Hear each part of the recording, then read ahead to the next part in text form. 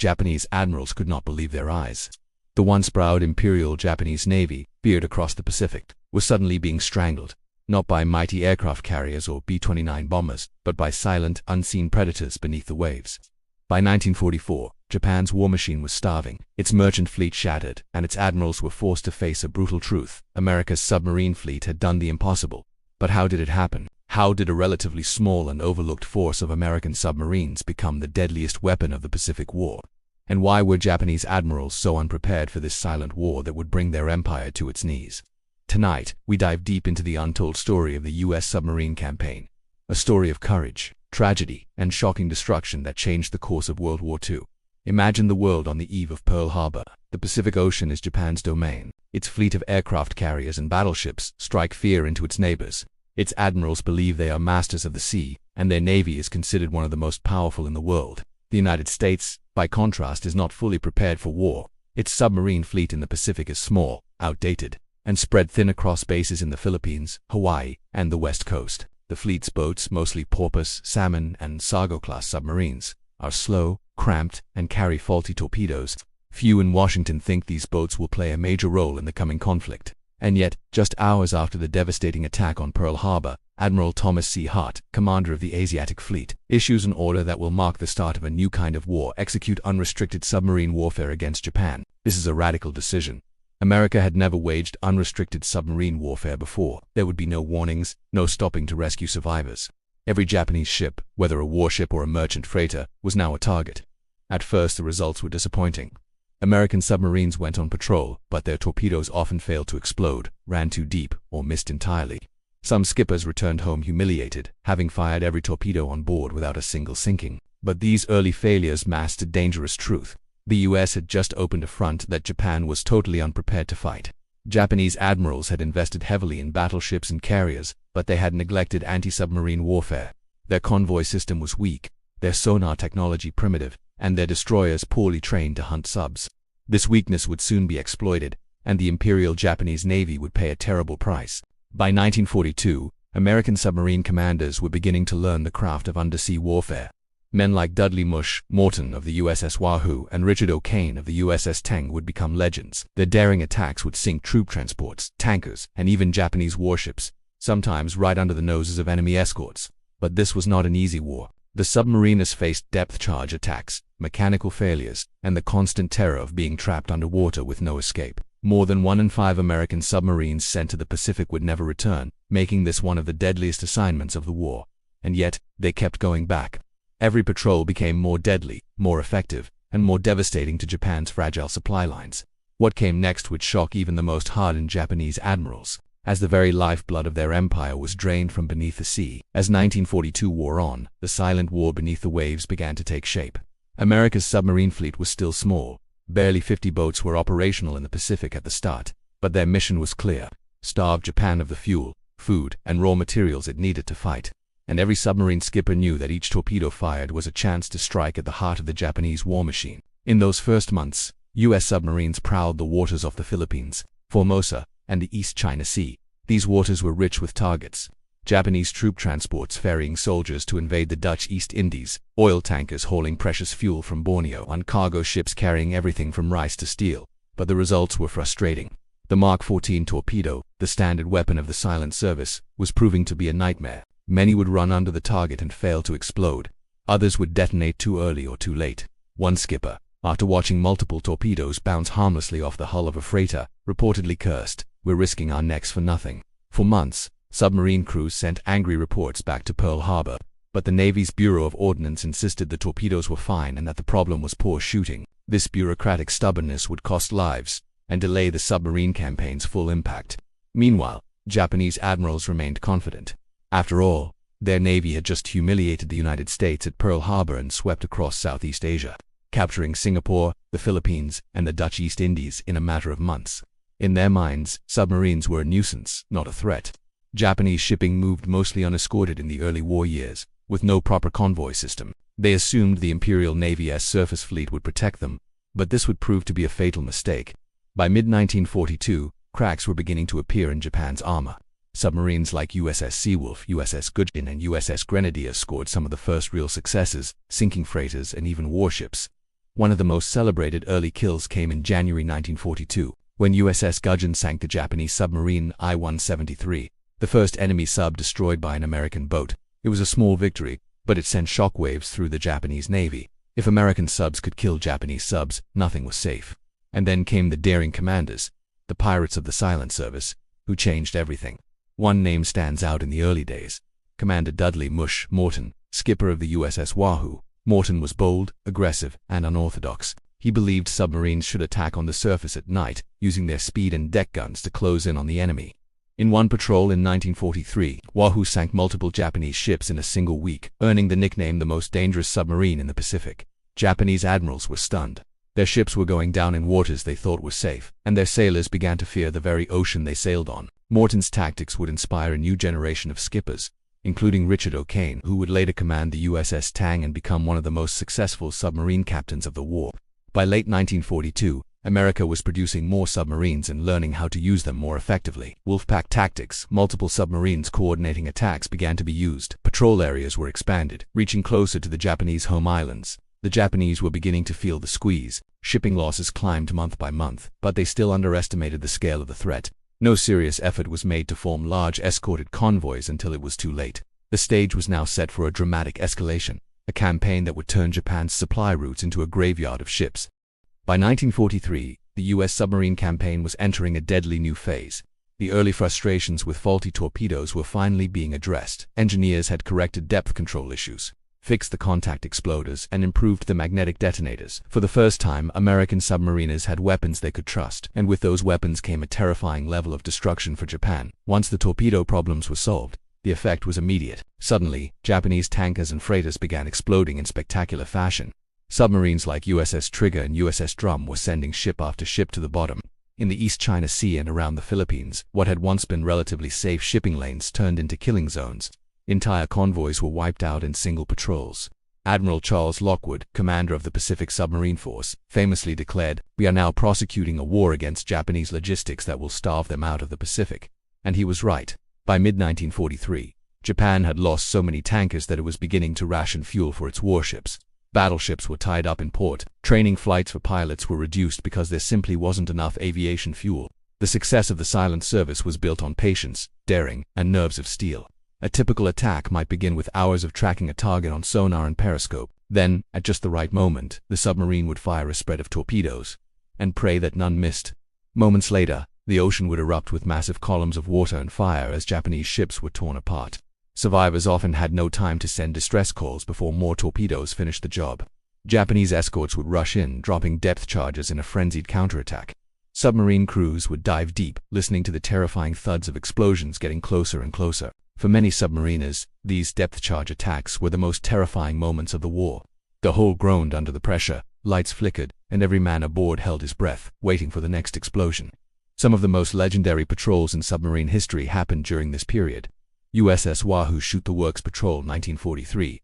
Morton and his crew sank 8 Japanese ships in a single patrol, including troop transports loaded with soldiers. USS Thames 1944, under Richard O'Kane. Thames became one of the most successful submarines of the war, sinking 33 ships before being tragically lost to one of its own torpedoes in a freak accident. USS Harder, nicknamed Hitem Harder, this submarine destroyed multiple Japanese destroyers in daring attacks, earning a reputation as the most dangerous sub in the Pacific. Each success sent a message to Japan: no ship, no matter how well defended, was safe. By late 1943, Japanese naval planners were panicking. The empire's merchant fleet had already lost over 1,000 ships. Some routes were so dangerous that entire regions of the Pacific were effectively cut off from supplies. One Japanese admiral reportedly lamented, "Our shipping routes are being strangled. We cannot protect them all. It is as if the sea itself has turned against us." This growing desperation forced Japan to rush out more escort ships and begin organizing convoys. But by now the US had perfected its tactics, and the slaughter continued. One of the most shocking episodes came in early 1944, when American submarines targeted entire troop convoys heading for reinforcement operations. In a single campaign, they wiped out so many troop transports that Japan lost tens of thousands of soldiers, not in battle, but drowned at sea. This was psychological warfare at its peak. Japanese soldiers began referring to American submarines as sea devils. The fear of being torpedoed haunted them every time they boarded a ship, and the worst was yet to come, as 1944 would bring a full-scale economic collapse for Japan. As 1944 dawned, Japan was facing a crisis that its admirals could barely admit. Even to themselves, the submarine campaign had shifted from harassment to annihilation, and now it was systematically dismantling the empire's ability to wage war. By mid-1944, Japanese shipping losses reached catastrophic levels. According to post-war records, nearly 50% of Japan's merchant fleet was already destroyed. Tankers were the most critical loss. Without oil from the East Indies, Japan's entire war machine was running on fumes.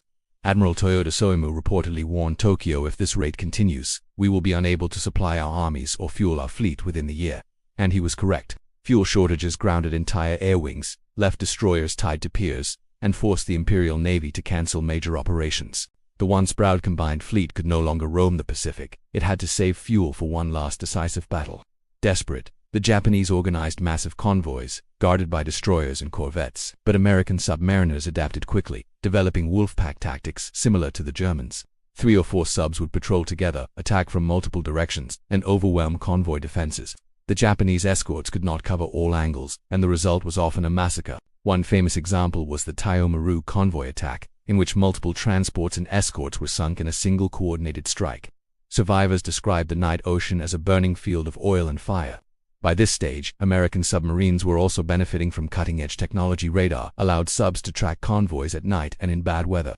Ultra-intelligence codebreakers in Hawaii were reading Japanese naval communications, directing submarines to the most valuable targets. Improved torpedoes, the new Mark 18 electric torpedo, left no wake, making it nearly impossible for Japanese lookouts to see it coming. This combination of intelligence and technology turned the Pacific into a chessboard, with the US always one move ahead. The effects were devastating for ordinary Japanese citizens. Food imports from Southeast Asia plummeted. Factories shut down for lack of raw materials. By late 1944, rice rations in Japan had been cut drastically, and famine loomed. Even the military was starving. Soldiers in New Guinea and the Philippines were cut off from supplies, surviving on what little they could forage or capture. Some units resorted to eating horses, mules, and even tree bark just to stay alive. By October 1944, the situation was so dire that Japan launched its largest naval operation of the war, the Battle of Leyte Gulf, hoping to destroy the American invasion fleet and buy time. But the operation was a disaster. Not only did the Japanese fleet fail to stop the invasion, but the U.S. submarine force scored one of its most spectacular victories. Submarines USS Data and USS Dace ambushed Vice Admiral Takeo Kurita's center force in the Palawan Passage, sinking to heavy cruisers, including Kurita's flagship Atago. The loss of these ships before the battle even began was a crushing blow, and it showed once again that the American submarine fleet was everywhere, waiting, hunting, and striking with devastating effect. By the end of 1944, Japan's merchant fleet was practically destroyed. The empire that had relied on vast sea lanes for its survival was now isolated, strangled by fewer than 300 U.S. submarines. One post-war Japanese naval officer summed it up bluntly: "Our defeat was inevitable once the submarines took away our oil. Without fuel, our fleet became little more than steel statues in the harbors." And in 1945, the noose would tighten even further, with Japan's entire economy and military brought to the brink of total collapse. By the start of 1945, the Imperial Japanese Navy was on life support. Its carriers were mostly sunk, its battleships had no fuel, and its merchant fleet had been reduced to a shadow of its former self. What remained of Japan's sea power was now being hunted relentlessly, and the U.S. submarine fleet was about to deliver the final blow. Submarines fanned out across the home waters of Japan, patrolling areas once considered too dangerous. They mined harbors, sank the last surviving tankers, and even destroyed fishing fleets. The U.S. Navy had turned the entire Japanese archipelago into a blockade zone. Nothing moved by sea without risking destruction. One of the most dramatic operations came in March 1945, when USS Trigger attacked a convoy off Kyushu. She sank a Japanese ship but was then pinned down by relentless depth charges and lost with all hands. This was the price of the Silent Service S campaign. Victory bought with the lives of nearly 3,500 American submariners, but every sacrifice brought Japan closer to surrender. Perhaps the single most devastating loss for Japan in 1945 was the destruction of its last few Maru supertankers. Submarines like USS Sea Robin and USS Spadefish hunted down these massive ships, ensuring that what little oil remained never reached the homeland. Japanese admirals were reduced to ordering warships to sit idle in port. When they did sortie, it was often for one-way suicide missions, like the final voyage of Yamato, which steamed toward Okinawa with just enough fuel to reach the island but not return. By the summer of 1945, Japan's imports had collapsed by more than 90%. Factories stopped producing, trains had no coal, planes had no gasoline, and soldiers had no bullets. The once feared Imperial Navy was nothing more than hulks, rusting at anchor. targets waiting for American bombers to finish them off. It was not the atomic bombs alone that forced us to surrender. It was the submarines that starved us to death. In total, the U.S. submarine fleet, just 1.6% of the Navy's manpower, was responsible for sinking over 55% of all Japanese ships lost in the war. This was one of the most successful naval blockades in history, rivaled only by the British blockade of Germany in World War I. It proved that a small, determined force could bring a maritime empire to its knees. When the war ended, Japan's admirals were forced to tour the wreckage of their once mighty fleet. They were stunned, not by the number of sunken ships, but by how few American submarines had accomplished this feat. Many of these admirals openly praised the courage and skill of the American Silent Service. Admiral Nimitz himself called them the most effective fighting force of the war. The story of America's submarine campaign is one of relentless pressure, quiet heroism, and strategic brilliance. It was a war fought in the shadows, but its effects were loud enough to shake an entire empire. The Japanese admirals who once dreamed of ruling the Pacific instead lived to see their fleets destroyed, their convoys obliterated, and their nation starved into surrender, all by a few hundred submarines and the men who risked everything to sail them. When the guns finally fell silent in August 1945, Japan was a nation cut off from the world. Its cities lay in ruins, its people were starving, and its navy, once the pride of the Pacific, was little more than a graveyard of twisted steel. Post-war studies revealed just how devastating the American submarine campaign had been. Out of Japan's pre-war merchant fleet of 6 million tons, less than 2 million tons remained afloat, and much of that was barely seaworthy. More shocking still, American submarines had achieved this with just 288 boats in the Pacific, fewer than the number of planes in a single large carrier raid. Japan had devoted enormous resources to building battleships and carriers, yet it was the silent killers beneath the waves that ultimately severed its lifeline. One of the most surprising discoveries after the war was how completely Japan had underestimated the threat. Their anti-submarine warfare program was primitive compared to the Allies. No long-range patrol planes for most of the war, poor sonar equipment that often failed to detect submarines, inadequate escort doctrine, leaving convoys vulnerable. Incredibly, some Japanese admirals admitted that they had believed submarines were merely nuisance weapons early in the war, a mistake that would cost them their empire. It's easy to focus on the numbers, but the human toll was enormous. Over 100,000 Japanese merchant sailors died at sea. Thousands of soldiers bound for the front lines never made it to the battlefield. On the American side, the submarine force paid dearly. 52 submarines were lost, making it the branch with the highest casualty rate in the U.S. Navy. Nearly 1 in 5 submariners never came home. Their courage was recognized after the war with presidential unit citations and the lasting gratitude of a nation. Today, military historians often call the U.S. submarine campaign the war-winning factor in the Pacific. Without it, the island-hopping campaign would have been far bloodier, the invasion of Japan potentially impossible, and the war much longer. Even Japanese naval officers acknowledged this. Admiral Mitsumasa Yonai later said the submarine blockade was the most decisive factor in our defeat, and that is the untold story of how America's submarine fleet shocked the Japanese admirals and strangled an empire from beneath the waves. If you enjoyed this deep dive into history, make sure to hit the like button, subscribe, and ring the bell so you never miss another episode of World War II Tales. Your support helps us keep these incredible stories alive, and trust me, there are so many more to tell. Until next time, keep exploring the past, because the past still has secrets waiting to be uncovered.